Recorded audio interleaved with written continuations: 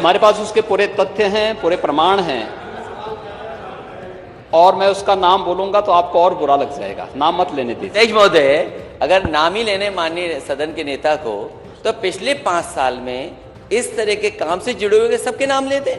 और मैं वही हम तो सबका नाम लेंगे ना। आपको रोका किसने है? आप मुद्दे नेता दीजिए, सदन है, आपको रोका किसने है? आप नाम दीजिए, सबका नाम देंगे, चिंता मत करिए। सवाल सिद्धार्थ नगर की घटना उठाइए ना, पुलिस की गोली से मारा गया है, हो जाए माननीय लेकिन परिवार को मैनेज करते हैं ये लोग। सरकार से कहूंगा कम से कम सरकार इस पर साफ कहे कि जो जीरो टॉलरेंस की बात कर रही हो, और जो सबसे ज्यादा अपने आप को प्रचार में इस बात के लिए प्रचार कर रही हो कि वो सबसे ज्यादा संवेदनशील है महिलाओं को लेकर के, बेटियों को लेकर के, लड़कियों को लेकर के।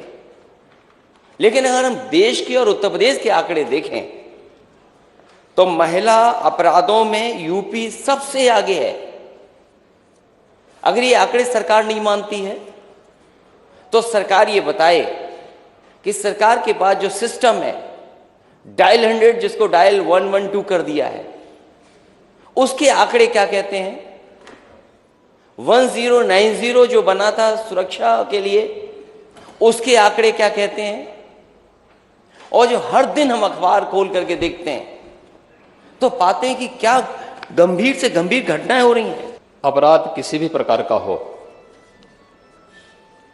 वह अक्षम्य है, और खासतौर पर महिला संबंधी अपराध के मुद्दे पर सरकार पूरी गंभीरता के साथ अपराधियों के खिलाफ कठोरतापूर्वक कार्रवाई कर रही है।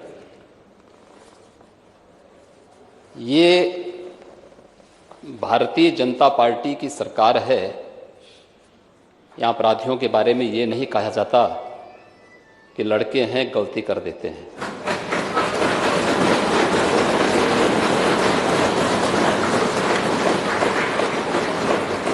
अगर अपराधी है तो कोई भी है, वो जीरो टॉलरेंस की नीति के तहत ही कार्रवाई होती है।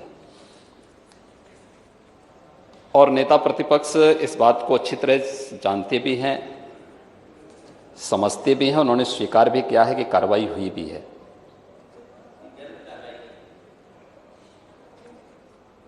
क्योंकि आप तो हर उस अपराधी का समर्थन करते हैं जो प्रदेश में अराजकता के पर्याय थे, गुंडागिर्दी जिनका पेशा बन चुका था। जिन घटना को उल्लेख यहां पर माननीय नेता प्रतिपक्ष ने किया है,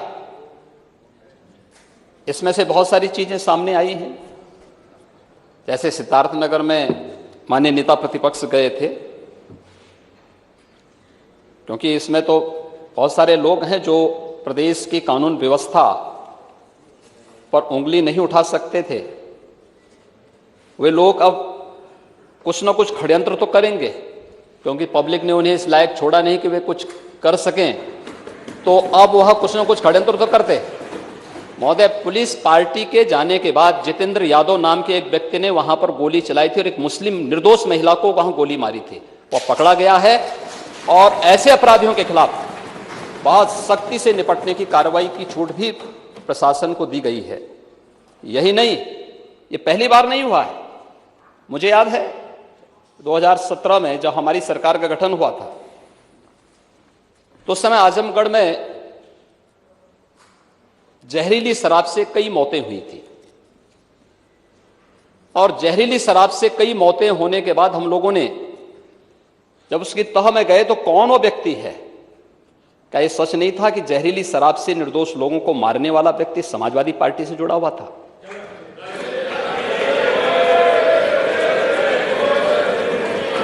हमारे पास उसके पूरे तथ्य हैं, पूरे प्रमाण हैं,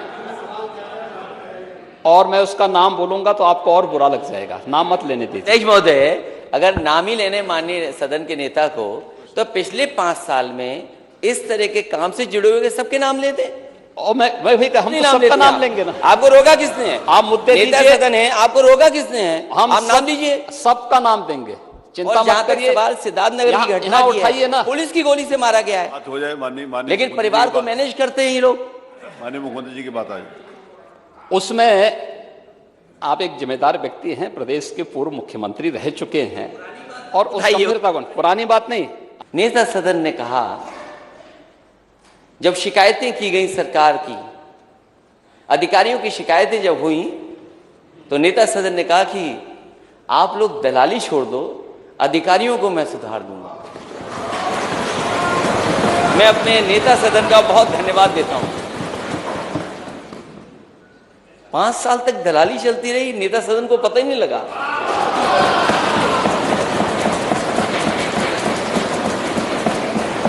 और किन अधिकारियों को सुधार दिया। मैं इस विषय को इसलिए इन विषयों को उठा रहा हूं, मैं खुद गया ललितपुर, और जब मैंने वहां सूचना पाई कि एक बेटी के साथ ऐसी घटना हुई, सरकार ने कार्रवाई की। लेकिन क्या सरकार ये बताएगी कि घटना होने के बाद जीरो टॉलरेंस है? घटना ना हो उसके लिए सरकार क्या कर रही है? महिला संबंधी अपराधों को लेकर के एंटी रोमियो स्क्वाड का गठन हमारी सरकार ने 2017 में आने के तत्काल बाद किया था। एंटी रोमियो स्क्वाड के गठन के साथ ही प्रदेश के अंदर 218 महिला संबंधी अपराधों को रोकने के लिए और पॉस्को कोर्ट की स्थापना भी सरकार ने किया। उस पर त्वरित कार्रवाई हुई। आंकड़ों के हिसाब से नहीं, अगर आप पूरे देश के अंदर घटित होने वाले मामलों की संख्या को अगर आप देखेंगे, 2012 से 17 के बीच में विभिन्न प्रकार के जो अपराध हुए हैं, चाहे वह हत्या से संबंधित हों, लूट से संबंधित हों, दुष्कर्म से संबंधित हों, महिला संबंधी अपराध हों, इनमें भारी गिरावट आई है। और कल हमारे प्रतिपक्ष के मित्र महामहिम राज्यपाल के भाषण को सुने होते तो बहुत सारी चीज़ें उनके सामने क्लियर हुई होती। बाकी जो कुछ बचेंगी अभिभाषण पर जवाब देंगे, उस समय आपको बहुत स्पष्ट रूप से बताएंगे कि अपराधों में कितनी गिरावट आई है। कुछ लोगों ने इस विधानसभा चुनाव के दौरान भी या चुनाव संपन्न हुए उसके बाद कुछ हरकत की थी, लेकिन उस हरकत को कुछ ही घंटों में हम लोगों ने कंट्रोल भी किया, यूपी पुलिस ने कंट्रोल भी किया है। बहुत सारे लोगों ने गर्मी दिखाने का प्रयास भी किया, तो गर्मी भी शांत हो रही है, बहुत अच्छे ढंग से हो रही है। इसी तरह सिद्धार्थनगर में, क्योंकि पुलिस को खुली छूट मिली हुई है, सिद्धार्थनगर में घर में जाकर के पुलिस पकड़ने की कोशिश करती, नहीं पकड़ पाती है, या मां उसको छुटवाने आती, मां को गोली मार दी जाती, और उस घटना को क्या रूप दे दिया गया, किसी और को जाकर के जेल भेज दिया। सच्चाई जनता जानती है, लेकिन सरकार और प्रशासन जब अपराधियों के साथ खड़ा हो जाएगा, जो घटना कर रहे हैं उनके साथ खड़ा हो जाएगा, तो न्याय कैसे मिलेगा? चंदौली की उस बेटी की जो रो रो करके कह रही थी, पुलिस दबिश करने आई थी। क्या दबंगई करने जाती है कि दबिश के लिए जाती है पुलिस? उसकी व्यवस्था है, सिस्टम है। आप कैसे जाएंगे घर में? ये किसने छूट दी है? आप घर में घुस गए, बेटी को इतना पीटा कि जान चली गई उसकी। और ये बात मैं नहीं कहता हूं, और आज के जमाने में जब आप डिजिटलाइज कर रहे हो सब चीजों को, हर चीज को आप इंटरनेट से जोड़ रहे हैं, क्या हमने आपने नहीं सुना? माननीय सदस्य जितने भी हैं सबने सुना होगा कि वो बहन क्या कह रही थी। उसकी बहन कह रही थी कि पुलिस ने इतना पीटा कि जान चली गई। उसके बाद पुलिस उसकी झूठी कहानी बनाने के लिए फांसी से लटकाना चाहती थी। ये घटनाएं होंगी उत्तर प्रदेश में। जिन घटना को उल्लेख यहां पर माननीय नेता प्रतिपक्ष ने किया है, इसमें से बहुत सारी चीजें सामने आई हैं। जैसे सिद्धार्थनगर में माननीय नेता प्रतिपक्ष गए थे, क्योंकि इसमें तो बहुत सारे लोग हैं जो प्रदेश की कानून व्यवस्था पर उंगली नहीं उठा सकते थे। वे लोग अब कुछ ना कुछ षड्यंत्र तो करेंगे, क्योंकि पब्लिक ने उन्हें इस लायक छोड़ा नहीं कि वे कुछ कर सकें, तो अब वह कुछ ना कुछ षड्यंत्र तो करते। महोदय, पुलिस पार्टी के जाने के बाद जितेंद्र यादव नाम के एक व्यक्ति ने वहां पर गोली चलाई थी और एक मुस्लिम निर्दोष महिला को वहां गोली मारी थी। वह पकड़ा गया है और ऐसे अपराधियों के खिलाफ बहुत सख्ती से निपटने की कार्रवाई की छूट भी प्रशासन को दी गई है।